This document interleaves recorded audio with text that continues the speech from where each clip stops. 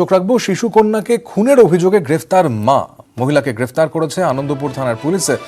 ফেব্রুয়ারি মাসে শিশুকে খুনের অভিযোগ এবং শ্বাসরোধ করে ওই কন্যা সন্তানকে খুন করেন মা।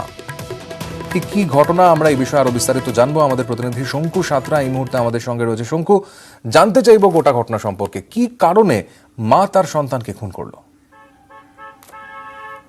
দেখো, আমরা ওই পরিবারের সঙ্গে কথা বলে যতটুকু জানতে পেরেছি যে সংসারে অভাব অনটন ছিল, সঙ্গে স্বামী স্ত্রীর বোঝাপড়ার অভাব ছিল এবং স্বামী এবং স্ত্রী দুজনে অনেকটা দূরত্বেই থাকতো। স্বামী অনেকদিন পর আসতো, যার জন্য সংসারে কিন্তু একটা অশান্তি লেগেই ছিল। গত 3রা ফেব্রুয়ারি মেয়ের কন্যা সন্তানের জন্ম দেয় মহিলা। দেওয়ার পর 3 দিন যায়, 3 দিন পর হঠাৎ করে দেখা যায় যে বাচ্চা মেয়েটি মারা গেছে।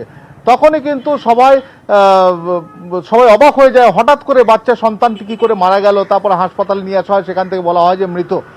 এরপর কিন্তু সেই বাচ্চাটিকে অর্থাৎ সেই দেহটিকে পাঠানো হয় ময়নাতদন্তে পাঠানোর পর কয়েকদিন আগে ময়নাতদন্তের রিপোর্ট যখন আসে আনন্দপুর থানার হাতে, তখন কিন্তু তদন্তকারীরা এবং থানার পুলিশের প্রত্যেকে কিন্তু চমকে যায় যে শিশুটিকে শ্বাসরোধ করে মারা হয়েছে, এটা তদন্তের রিপোর্টে আসে।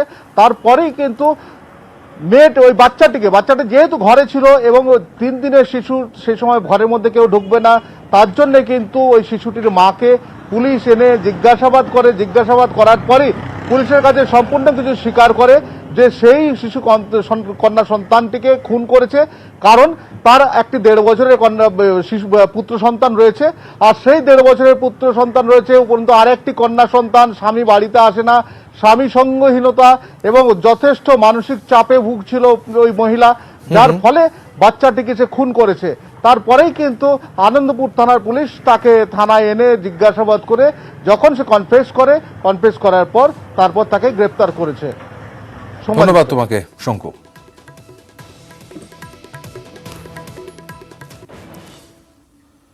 একটি দুর্ঘটনার খবরের দিকে এবার চোখ রাখবো। চিতপুরে পথ দুর্ঘটনা, আহত হয়েছেন 2 জন। লকগেট ব্রিজের হাইট বারে বাসের ধাক্কা লাগায় এই দুর্ঘটনা ঘটে।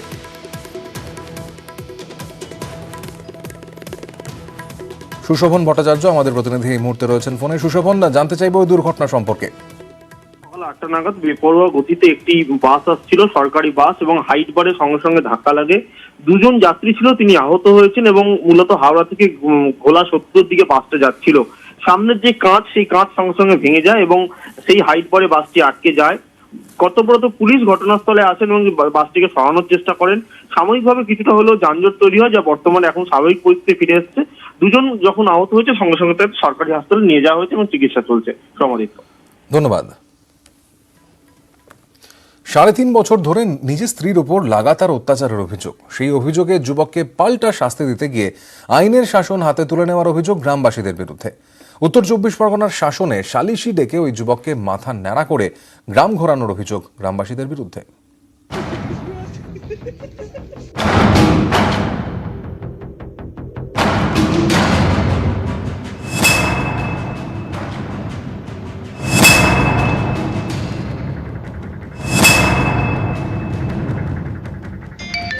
ফের সালিশির নিদান।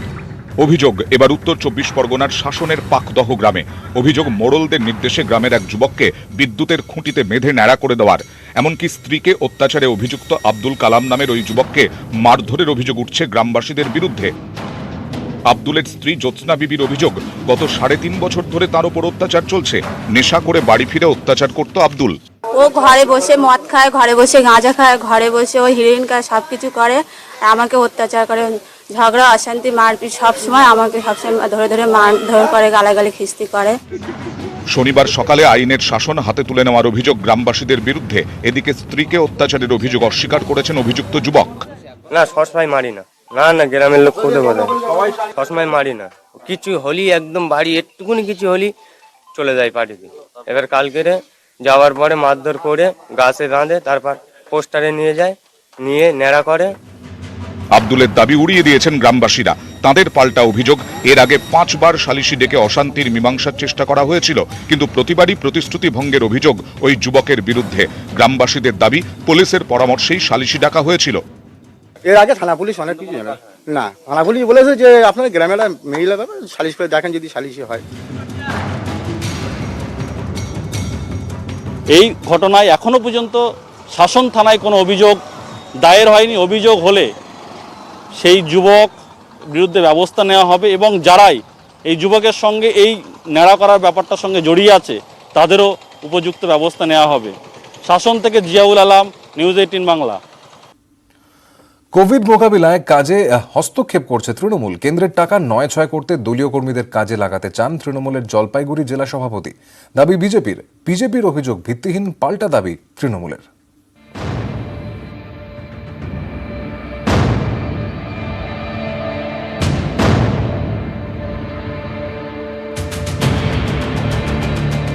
করোনা সংক্রমণের গ্রাফ বাড়ছে, মোকাবিলায় কাজ করছে প্রশাসন।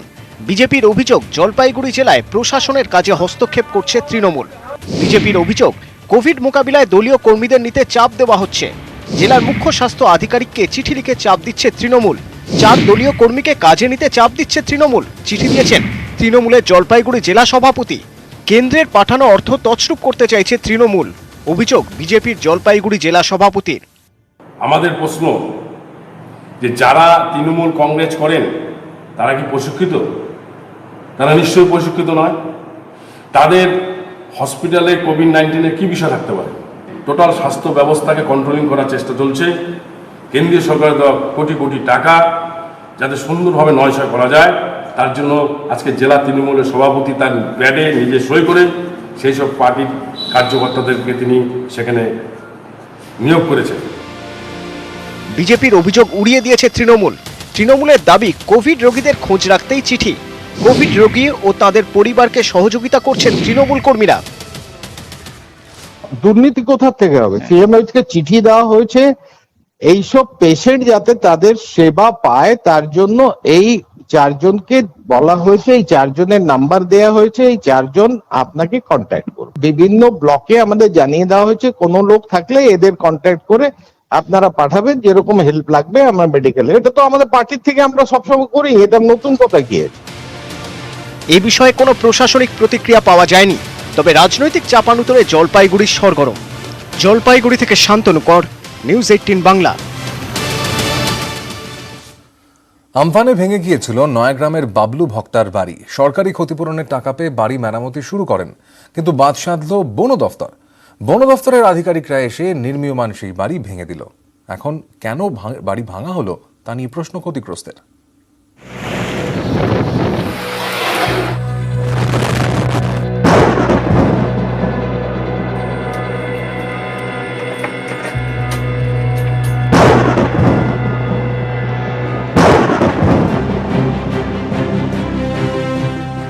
আমফান কেড়ে নিয়েছিল ছাদ।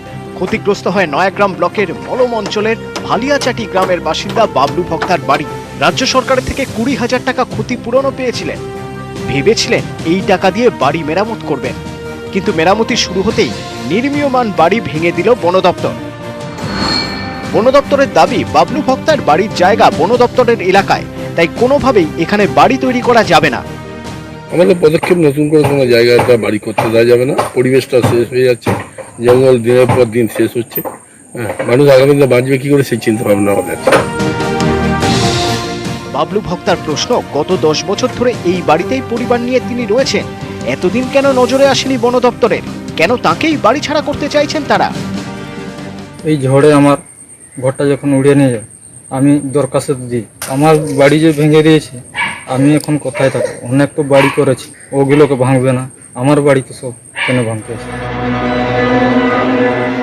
সরকারের দেওয়া ক্ষতিপূরণ দিয়েই নিজের ভাঙা বাড়ি মেরামত করছিলেন পেশায় দিনমজুর বাবলু ভক্তা।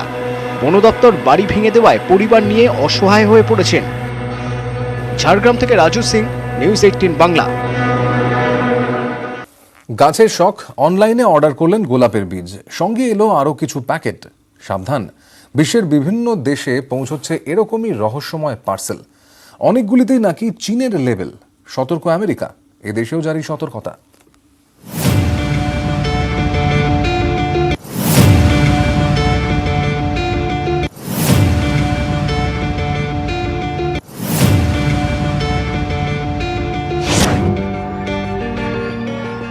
করোনা আতঙ্কের মধ্যেই নতুন ভয়, এবং এক্ষেত্রেও নেপথ্যে সেই চীন।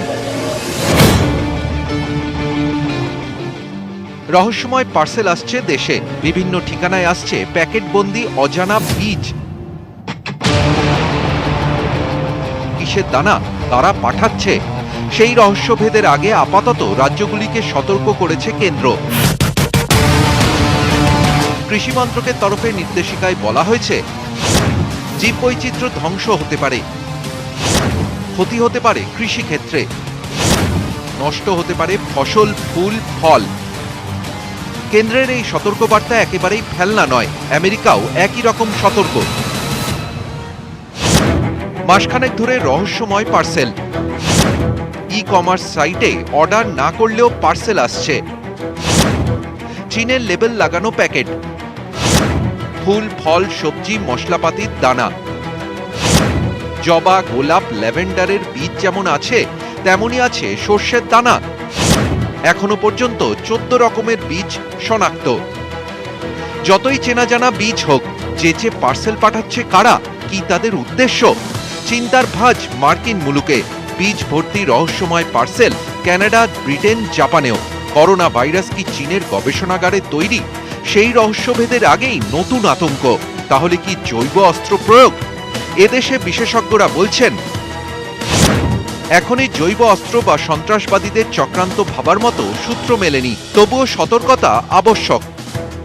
সেই জন্যই কৃষি মন্ত্রকের তরফে সতর্ক করা হয়েছে রাজ্যগুলিকে। বন্দর কর্তৃপক্ষ, কাস্টমসকে সতর্ক থাকতে বলা হয়েছে। বীজ রহস্যের জট খুলতে সাহায্য নেওয়া হচ্ছে উদ্ভিদ বিজ্ঞানী, বিভিন্ন কৃষি বিশ্ববিদ্যালয়গুলির গবেষকদের। নিউজ 18 বাংলা। চীনে আপত্তি কিন্তু টিকটকে নয়। মাইক্রোসফটের পর এবার টিকটকের সঙ্গে যৌথ উদ্যোগে আগ্রহ দেখাচ্ছে টুইটার। টিকটক কিনতে আগ্রহী ফেসবুকও। হাতবদল হলে টিকটকে ভারতে ফেরার সম্ভাবনা প্রবল।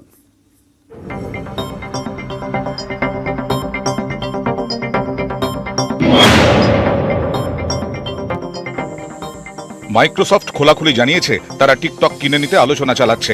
তলে তলে আলোচনা চালাচ্ছে ফেসবুকও। দুজন মার্কিন ধনকুবেরও টিকটকের মালিকানা পেতে আগ্রহী। নামী মার্কিন দৈনিকের খবর, শেষ মুহূর্তে আসরে নেমেছে টুইটারও। টিকটক অধিগ্রহণের দৌড়ে মাইক্রোসফট, ফেসবুকের মতো সংস্থা, এদের পাশাপাশি দৌড়ে এখন টুইটারও। মার্কিন দৈনিকের দাবি, মাইক্রোসফট এখনো দৌড়ে এগিয়ে।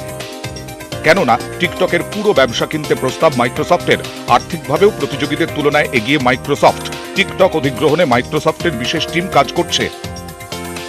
বাইট ডান্সের হাতে টিকটকের সিংহভাগ মালিকানা। ডিল বা অধিগ্রহণের ব্যাপারে তাদের মুখে কুলুপ। মার্কিন সংস্থাগুলোও রাগ কাটছে না, কারণ 6 আগস্টের নির্দেশনামা। মার্কিন প্রেসিডেন্টের নির্দেশনামায় বলা হয়, বাইট ডান্স বা টিকটকের সঙ্গে কোনো আর্থিক লেনদেন করতে পারবে না মার্কিন সংস্থা। অন্য দেশের নাগরিকের তথ্য চীনে পাচারের অভিযোগে ইতিমধ্যেই প্রবল চাপে বাইট ডান্স। মার্কিন সংস্থা গার্টনারের দাবি, ভারত ও আমেরিকায় ধাক্কা খাওয়ায় টিকটকের আয় অনেকটাই কমে গিয়েছে। এই অবস্থায় টিকটক বিক্রির কথাই ভাবতে হচ্ছে চীনা সংস্থাটিকে। আবার তথ্য পাচারের অভিযোগ উঠলেও টিকটকের জনপ্রিয়তা বিন্দুমাত্র কমেনি। ভারতেও কয়েক কোটি মানুষ টিকটকের ফিরে আসার অপেক্ষায়। বাইট ডান্সের হাত থেকে মালিকানা গেলে অনেক কিছুই বদলাতে পারে। ভারতে টিকটক প্রেমীরা আশায় বুক বাঁধছেন। চীনের তকমা সরলেই ভারতে টিকটকের ওপর থেকে নিষেধাজ্ঞা উঠবে। এরা শুধু ভারতে নয়, গোটা দুনিয়ায় ছড়িয়ে। এই জনপ্রিয়তার দিকে তাকিয়েই বোধহয় টিকটক কিনতে হুড়োহুড়ি। নিউজ 18।